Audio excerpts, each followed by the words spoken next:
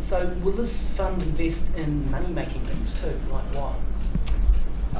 Well, it could invest in another SOE, for instance. I mean, you could put money into Kiwibank if you wanted to, as an example, if you wanted to strengthen its capability to go into the SME sector.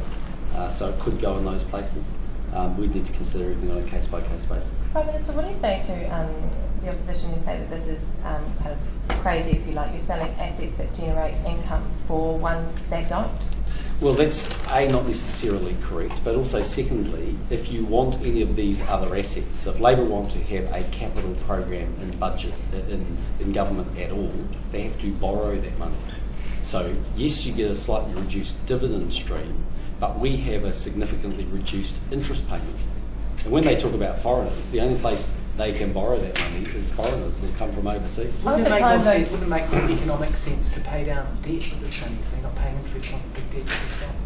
It could do, but we think that we can make a transformational shift over time in the New Zealand economy. That's what we've been all about in the last 3 years now, except these things take time, but we think one of the critical factors to lifting the overall economic performance of the economy is better infrastructure.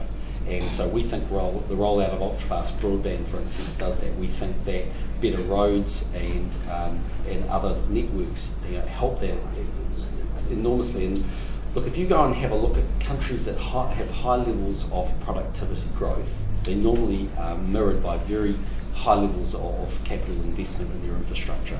So go and have a look at Germany or France. They're highly productive economies and they've got very good investments in their infrastructure.